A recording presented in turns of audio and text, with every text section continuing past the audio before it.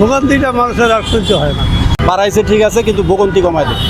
আমরা চাই এই তেলের সংকট থেকে আমরা মুক্তি পাইতে চাই। আমি মনে করি যদি ফুল টাঙ্কি তেল ভরে দিত সবাইকেই, তাইলে এই সিরিয়ালটা থাকতো না।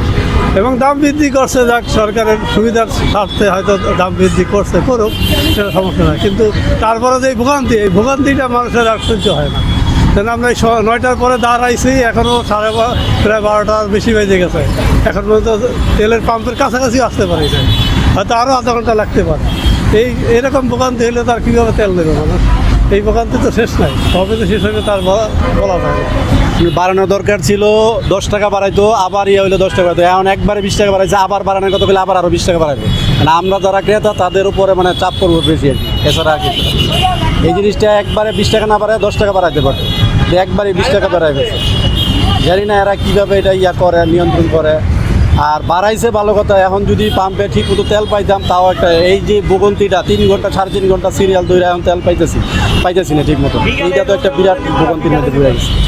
এই ভোগান্তিটা কমায় দেখ, বাড়াইছে ঠিক আছে, কিন্তু ভোগান্তি কমায় দেখ। সব পাম্পে তেল চালু করে দেখ, তাইলে আমরা হয়তো তেল পাবো। না, অ্যাকচুয়ালি হয়তো দেশের পরিস্থিতির উপর ভিত্তি করে হয়তো বা দ্রব্যমূল্যের দাম বাড়াইছে বা তেলের দাম বাড়াইছে, সেটা নিয়ে আহামরি তেমন কিছু নয়। কিন্তু আমাদের দেশে যে পর্যাপ্ত মানে যতটুকু তেলের থাকার প্রয়োজন, কিন্তু অতটুকু তো চাহিদা অনুযায়ী পাচ্ছি না। তো এর জন্য চাচ্ছি যে আমাদের যে ঘাটতিটা আছে এটা যেন পরিপূর্ণ করতে পারে আর এটার জন্য আমরা মানে যতই হোক না, তেলের দাম বৃদ্ধি পাক না কেন, সেটা আমরা অবশ্যই চাই যে যেন আমাদের ঘাটতিটা না থাকে এখন আমি বলতে চাই এইটাই যে সরকারের কাছে একটাই আবেদন, আর কোনো কিছু না। এই প্রতিদিন 5 ঘন্টা 6 ঘন্টা আইসা এই কাজকর্ম ফালায় এই তেলের জন্য তেলের পিছনে ছুটতে হয়, আর 500 টাকার বেশি তেল পাওয়া যায় না। 4 লিটার তেল আমাদের কি হয়? আমরা চাই এই তেলের সংকট থেকে আমরা মুক্তি পাইতে চাই। আমরা এই প্রতিটা পাম্পে যাতে তেল পাই, সাথে সাথে এই 5 ঘন্টা 6 ঘন্টা এই কাজকর্ম ফালায় আসাটা কি প্রতিদিন সম্ভব? আমাদের পক্ষে সম্ভব না। সরকারের কাছে একটা বিনীত অনুরোধ, যাতে এই তেলের সংকট যাতে কেটে যায়। তেল অফুরন্ত তেল আছে, সরকার বলতে আছে কোথায় অফুরন্ত তেল? আমরা প্রতিদিনই একই ভোগান্তি করতেছি। 6 ঘন্টা 7 ঘন্টা এসে পাম্পের মধ্যে বসে থাকতে হয়। আমরা কিভাবে কাজকর্ম করব? এখন আমাদের আর কোনো কিছু বলার নাই, আমরা অনেক হাঁপায়ে গেছি। তাই পাম্পে এসে এই রোদ্রে ভিজতেছি, ঘামে ভিজতেছি, গেঞ্জি ভিজা যেতেছে, প্রতিদিন একই অবস্থা। তো সরকারের কাছে একটাই বিনীত অনুরোধ যে এই তেলের সংকটটা যাতে তাড়াতাড়ি সমস্যার সমাধান করতে পারে আমাদের সরকার।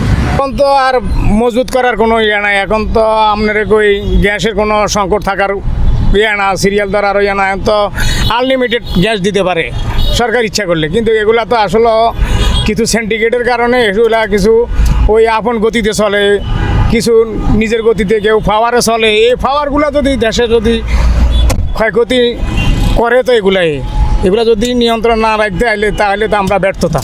তাহলে আপনার মনে হচ্ছে যে আসলে দাম বাড়ার পরে যে দীর্ঘ সারি বা ভোগান্তি, তাহলে এক ধরনের সিন্ডিকেটের কারণে এমনটা হচ্ছে? এখন সিন্ডিকেটের কারণে আবার ওই যে কিছু আছে আপনার কোল টানাটানি এগুলা যদি না বন্ধ করা হয়, তাহলে এরকম আজীবন থাকবো, আমরা ভোগান্তিতে পড়তে থাকবো, কোনো অসুবিধা নাই। আর এগুলা পয়লা লাভ কি? আপনি অনিয়ম যে আপনি এখন তো দেখতেছি দেন গ্যাসের গাড়ি কই, এখন তো তেলের গাড়ি বেগিন দেখা যায়, তাহলে গ্যাসের গাড়ি কই গেছে? হ্যাঁ, এতদিন তো দেখছি দেন আমরা তেলের গাড়ি দেখি নাই, গ্যাসের গাড়ি দেখছি। এখন দেখি যে সব তেলে চালায়, তাইলে গ্যাসের গাড়ি যাই গেল কই? বুঝছেন, সারি গাড়ি ফেরা রয়েছে, সারি ধরে রয়েছে, মানুষের জীবনে কষ্ট, ড্রাইভারদের যেই ভোগান্তি।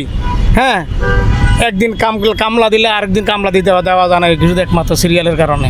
হ্যাঁ, এগুলা তো আনলিমিটেড তেল দিলে তো আর আপনার কই আনলিমিটেড তেল দিলে তো আর আমরা ডেলি আর ইয়া করা লাগে না।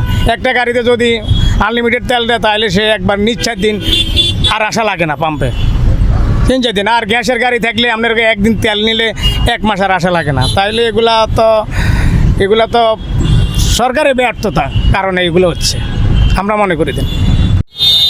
যেই প্রণালীটা দিয়ে আমাদের পুরা বিশ্বে তেলটা ঢোকে, ওই জায়গাটা আটকানো। এখন ওই জায়গাটা যেহেতু আটকানো, বাংলাদেশ তো ওই জায়গা থেকে তেলটা নিয়ে আসে। বাংলাদেশ মনে করেন ওই জায়গাতে তেল নিয়ে আসতে পারে না। বিগত শেখ হাসিনা সরকার এক রাতে 46 টাকা রেট বাড়াইছিল। সেই পর্যায়ে ডক্টর ইউনূস এসে তারপরে 15 টাকা রেট কমাইছে, যেইভাবে 5 টাকা 10 টাকা করে 15 টাকা রেট কমাইছে। কারণ আমাদের বর্তমান প্রেসিডেন্ট অনেক দেখছে যে জিনিসটা শান্ত সুষ্ঠুভাবে তেলটা আসুক, আমরা দামটা স্থিরভাবে রাখবো। কিন্তু বর্তমান প্রণালীতে যেইভাবে আমাদের জাহাজগুলো আটকায় দিছে, কারণ তেল নাই। এখন তেল নাই সেহেতু তো মনে করেন তেলটা কিনতে গেলে মনে করেন তেলটা ওখান থেকে যেইভাবে কিছুটা বের করতে গেলে অনেক খরচ পড়ে যাচ্ছে। কারণ ওই ক্ষেত্রে মনে করেন বাংলাদেশের প্রেসিডেন্ট মনে করেন বাড়াইছে, কিন্তু এটা বাড়ানোর পরও যে আমরা তেল পাচ্ছি এটাই আল্লাহর কাছে হাজার শুকরিয়া। অগ্রযাত্রা প্রতিদিন নির্ভীক প্রত্যয়ে উজ্জীবিত।